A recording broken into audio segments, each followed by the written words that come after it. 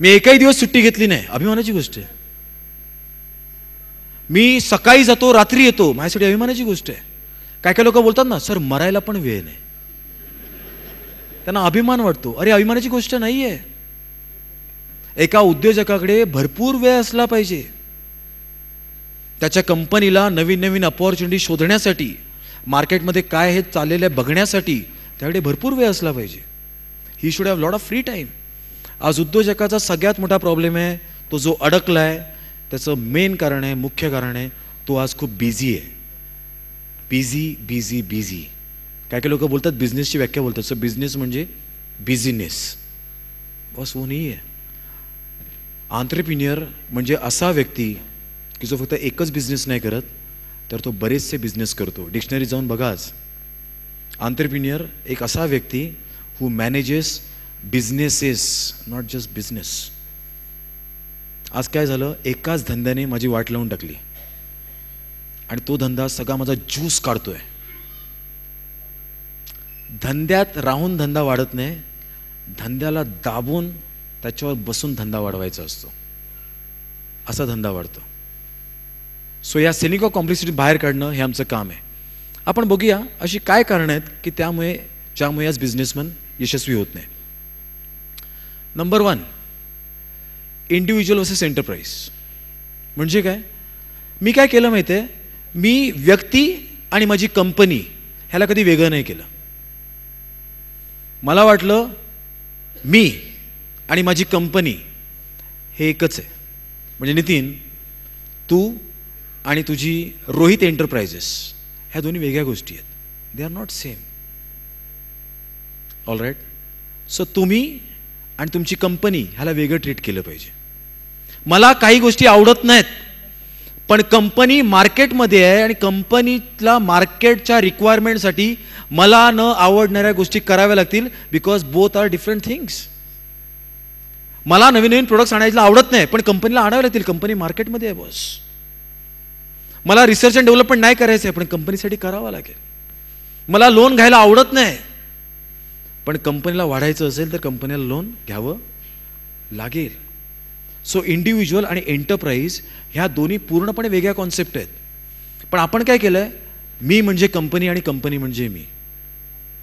काय काय लोक तर आहे ना, मुलगा बिझनेसमध्ये येत नाही हे बघून नाराज होतात. अरे बोला, तू काय मुलासाठी कंपनी सुरू केली होती का? तू कंपनी सुरू केली होती कारण तुला एक अमेझिंग कंपनी बनवायची होती. आयदर तुझा मुलगा किंवा दुसरा कोणतरी प्रोफेशनल की जो पैसे घेऊन तुझ्यासाठी काम करेल आणि कंपनीला वाढवू शकतो. Yes or no?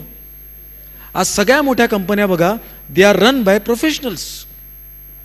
तुमच्या कंपनीत पण अशी माणसं येऊ शकतात आणि तुमची कंपनी वाढवू शकतात. सो सगळ्यात पहिला कॉन्सेप्ट आहे, इंडिव्हिज्युअल आणि एंटरप्राइजला वेगळं करा.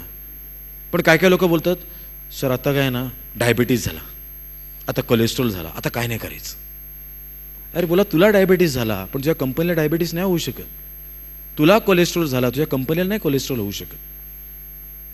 तुला अशा माणसाच्या हातात कंपनी द्यावी लागेल की जो फिट आहे, एनर्जेटिक आहे, आणि त्याला कंपनी देऊन त्याला वाढवायला सांगावं लागेल.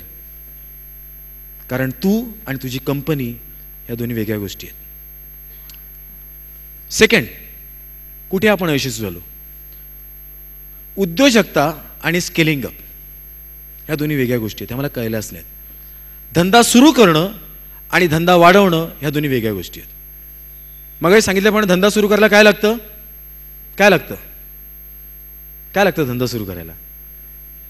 काय नाही लागत. थोडा बंड केला, घरात बंड केला, इकडे भांडलो तिकडे भांडलो, रागारागात गेलो, एक कंपनी सुरू केली, होऊ शकते कंपनी सुरू, काय मोठी गोष्ट नाही. पण ती कंपनी आता वाढवायची आहे. चिंचवडमध्ये सुरू केलेलं ऑफिस मला मुंबईत न्यायचं आहे, तिकडून दिल्लीला न्यायचं आहे, नंतर मद्रासला जायचं आहे, मग कलकत्त्यात जायचं आहे. यासाठी मला काही गोष्टी शिकाव्या लागतील. बिग बाजार असंच नाही वाढलं, त्यांनी काही गोष्टी कंपनीत आणल्या, त्या सिस्टम्स, त्या प्रोसेसेस, ते प्रोफेशनल्स, आणि सगळं शिकावं लागतं. सो धंदा सुरू करणं आणि धंद्याला वाढवणं ह्या दोन्ही वेगळ्या गोष्टी आहेत. आज बिझनेसमॅन बिझी काय माहिती आहे, त्याला वाटतं धंदा वाढवणं म्हणजे आज 8 तास काम करतो, उद्या 16 तास काम केलं पाहिजे. ऐसा नाही आहे. बस धंद्याला वाढवणं मग धंद्यासाठी लागणारे हात वाढवणं, टेक्नॉलॉजी वाढवणं, रिसोर्सेसनं आणणं, हा धंदा वाढवणं आहे. सो धंदा सुरू करणं आणि धंद्याला वाढवणं ह्या परस्पर भिन्न गोष्टी आहेत आणि ह्या मला कळल्या पाहिजेत. आज आम्ही मुंबईला आहोत, इकडे पुण्यात आलो, कालांतराने नाशिक, कोल्हापूर, सगळीकडे जाऊ. स्केलिंग अप चालू आहे, जोरात स्केलिंग अप चालू आहे. 15 ऑगस्टला आमची दुबईची ब्रांच लॉन्च होते. नंतर आम्ही सिंगापूरमध्ये जाणार आहोत. It's all selling up, it's all scaling up. तो स्केलिंग अप आणि बिझनेस सुरू करणं ह्या दोन्ही वेगळ्या गोष्टी आहेत. तिकडे मला अरेबिक ट्रेनर वगैरे आणून दुबईमध्ये वेगळा कार्यक्रम करावा लागेल. I can't go everywhere. So धंदा वाढवणं ह्या दोन्ही वेगळ्या गोष्टी आहेत. तिसरा कॉन्सेप्ट,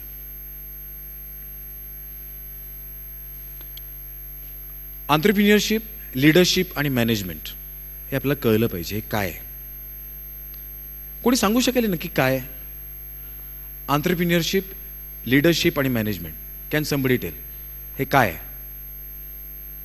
येस, त्यांच्याकडे माईक द्या प्लीज. येस, जस्ट मी माझे विचार सांगतो. हो, of course. Entrepreneurship is more of ideas and a facility. बरोबर. To start with. तुम्ही मराठीत बोलू शकाल का प्लीज? हो. आपल्याकडे बरंच ऑडियन्स मराठीत आहे ना. एंटरप्रेन्योरशिप इज नवीन विचार, नवीन विचार, मोर ऑफ फॅसिलिटर म्हणून काम करणे अँड लीड द टीम. बरोबर. व्हेअर लिडरशिप एकदा बिझनेस सुरू झाल्यावर किंवा कोणते व्हेंचर सुरू झाल्यावर give the proper direction, guidance on step to step, the way you tell, review करणे आणि लीड करणे team. That is more of leadership. आणि मॅनेजमेंटमध्ये वन्स एकदा सेटअप सुरू झाल्यावर, लेट इट बी मॅन्युफॅक्चरिंग असो, सर्व्हिस इंडस्ट्री असो, त्या बिझनेसचं स्वरूप पाहता, स्केल पाहता, डेली रुटीन्समध्ये येणारे जे वेगवेगळे डिपार्टमेंट्स आहे, प्री पोस्ट ऍक्टिव्हिटी आहे, त्याला मॅनेज करून तुम्ही जसं जे व्हिजन ठरवता, जे बजेट ठरवता, त्याला मॅनेज करणे, तुमची ती टीम उभी करणे, त्याला डेलिगेट करणे, that is more of management. Okay, very good. अजून योग्य उत्तर मला कोणी सांगू शकेल? Yes please. माईक घे ना. एंटरप्रेनर हा त्या कंपनीचा MD असतो, जो फक्त त्याची विचारधारा ठरवतो कंपनीची. Okay, very good. लीडरशिप म्हणजे त्या कंपनीचा डायरेक्टर, जो त्या कंपनीला दिशादर्शनाचं काम करतो एंटरप्रेनरच्या विचारधारेला अनुसरून. ओके. आणि मॅनेजमेंट म्हणजे त्या कंपनीचा CEO, जो घोड्यावर बसून सगळ्यांकडून काम करून घेतो त्या विचारधारेचं. CEO मॅनेजर नसतो. CEO is not a manager. CEO कधी मॅनेजमेंटची कामं नाही करत. CEO मॅनेजमेंटची कामं नाही करत. किंवा मॅनेजर. ओके. अजून कोणी मला अचूक उत्तर देण्याचा प्रयत्न करेल? येस, तिकडे माईक द्या त्यांच्याकडे. एंटरप्रेन्योर इज अ पर्सन, एक असा व्यक्ती जो फायनान्शियल डिसिजन्स घेतो किंवा कंपनीच्या फ्युचर स्कोप बद्दल विचार करतो. मला पुढच्या 2 वर्षात हे करायचं आहे, 5 वर्षात ते करायचं आहे, इथं ब्रांचेस असल्या पाहिजे, तिथं ब्रांचेस असल्या पाहिजे वगैरे. लीडर इज अ पर्सन जो सगळ्यांना मॅनेज करतो. रादर बोलायचं झालं तर आयपॅड. या प्लीज गो. बोलायचं झालं तर एम्प्लॉई स्ट्राईक करतायत, त्यांना समजावणे.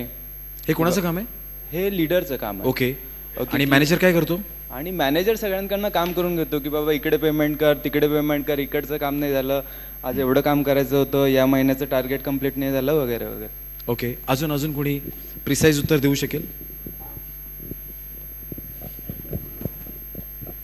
एंटरप्रेनर हा बेसिकली तो रिस्क घेतो आणि त्याच्या मनात काही ते कल्पना असते ती प्रत्यक्षात आणतो.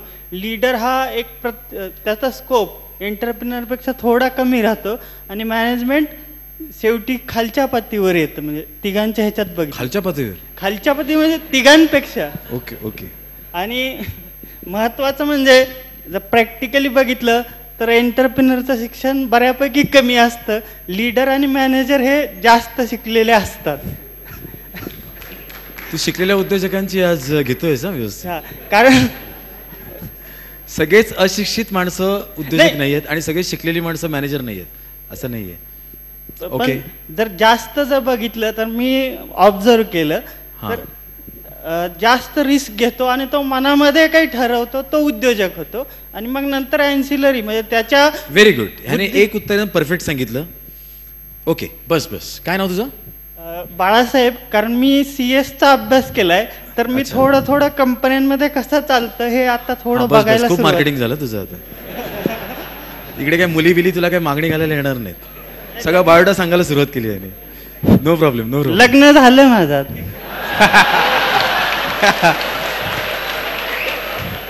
तरी ट्राय मारणं सोडत नाही. Okay okay, all right. हसत खेळत उद्योग नीती, you keep enjoying it. Let me tell you की उद्योजकाचं काम काय असतं. उद्योजकता, नेतृत्व आणि व्यवस्थापन ह्या तिन्ही वेगळ्या गोष्टी आहेत. Let me tell you that. उद्योजकाचं काम आहे फक्त आणि फक्त बिझनेसमध्ये रिस्क घेणं. बिझनेसमध्ये जोखीम घेण्याचं काम उद्योजक करतो. जोखीम घेतो तो. कुठली जोखीम घेतो? एम्प्लॉई रिस्क घेतो, एम्प्लॉई आणतो. एम्प्लॉई आणल्यानंतर एम्प्लॉई काम करतील याची गॅरंटी आहे का? पगार मात्र घेतील वेळेवर, काम करतील याची काही गॅरंटी नाही आहे. तो एम्प्लॉई रिस्क घेतो, तो कॉम्पिटिशनच्या रिस्क घेतो, ऑल राईट. आणि तो पैशाची रिस्क घेतो. हे फक्त उद्योजकाचं काम आहे. उद्योजकाचं काम काय? फक्त धंद्यामधली जोखीम पत्करणं हे उद्योजकाचं काम आहे. लीडर काय करतो? लीडर एक हुशार माणूस असतो, एक अतिशय हुशार माणूस, जो प्रत्येक उद्योजकाकडे असला पाहिजे.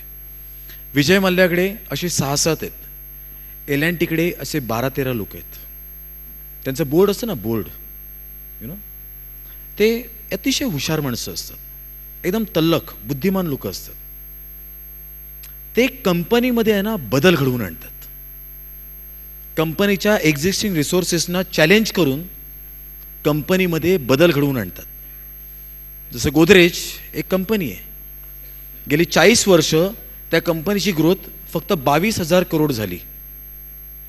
पण आज त्या कंपनीचा एक लीडर आहे, तो बोलतो की 22,000 करोड करायला साहेब तुम्हाला 40 वर्ष खूप लागली. असंच चालू राहिलं ना तर आपण खतम होऊन जाऊ. पुढच्या 9 वर्षात आपलं टर्नओव्हर 1,20,000 करोड झालं पाहिजे आणि त्यासाठी काम केलं पाहिजे. लीडर हे दिशा देतो. लीडर कंपनीला बदल घडवून आणायला प्रेरित करतो आणि तो बदल मॅनेजमेंटपर्यंत पोचवतो आणि सांगतो की मला हे तुम्ही करून द्या, मला हे पाहिजे. मला कंपनीची ग्रोथ आता जी हळूहळू छोटी छोटी होते, मला छोटी छोटी नको, मला फास्ट ग्रोथ हवी आहे. तर तो लीडर तुमच्या कंपनीमध्ये बदल घडवून आणतो. आणि एकदा लीडरने हा बदल कम्युनिकेट केला, मग मॅनेजर जातो आणि खालच्या वर्कर्सना घेतो कामाला, बोलतो चला आपल्याला इन्स्ट्रक्शन्स मिळाल्या आहेत, आपल्याला ही फॅक्टरी बंगालवरून रेकॉर्ड ब्रेकमध्ये गुजरातमध्ये शिफ्ट करायची आहे. मी काही ऐकून घेणार नाही. We have very little time. फटाफट कामाला लागा आणि चला पटकन फॅक्टरी ट्रान्सफर करून द्या. हे काम कोणाचं आहे? मॅनेजमेंटचं. मॅनेजमेंट सगळं बघते. स्टील आलं की नाही, स्टील गेलं की नाही, सिमेंटचं काय झालं, त्या बिलाचं काय झालं, माल आणलास की नाही, मटेरियल पोचवलंस की नाही, त्याच्याकडून चेक कलेक्ट कर, साहेबांची गाडी पोचव, साहेबांची गाडी सर्व्हिसिंगला गेली पाहिजे, ती फटाफट घेऊन ये. तू तो लवकर चेक देत नाही आणि तू काय करतोयस? हे सगळं कोण करतो? मॅनेजर. हे मॅनेजरची काम आहे. पेमेंट, वसुली, डिलिव्हरी, डिस्पॅच, प्रोडक्शन, हे सगळं मॅनेजमेंट कामं करून घेतं. हे मॅनेजरचं काम आहे. तुम्ही काय करता? तुम्ही कोण आहात तुमच्या कंपनीत? लीडर आहात, उद्योजक आहात की मॅनेजर आहात? ऑल इन वन, काहीच धड करत नाही. ओके, तुमच्याकडे आम्ही काही वर्कशीट्स दिल्या आहेत फीडबॅक फॉर्ममध्ये. ओपन करा. त्याच्यावर ELM शीट म्हणून नाव एक प्रकार असेल. ELM sheet.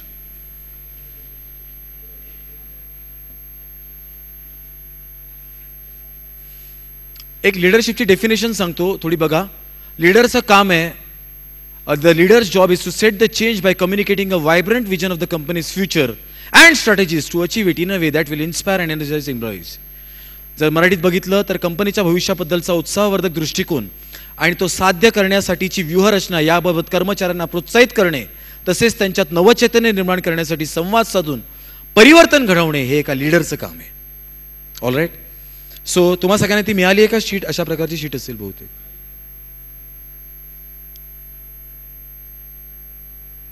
मिळाली आहे अशी शीट कोणाला? सगळ्यांना मिळाली आहे? ओके, चला आपण आहे ना एक छोटासा एक्सरसाइज करूया. इकडे मी काही ॲक्टिव्हिटी लिहिल्या आहेत, इकडे ॲक्टिव्हिटी लिहिल्या आहेत. इकडे जर तुम्ही त्या ॲक्टिव्हिटी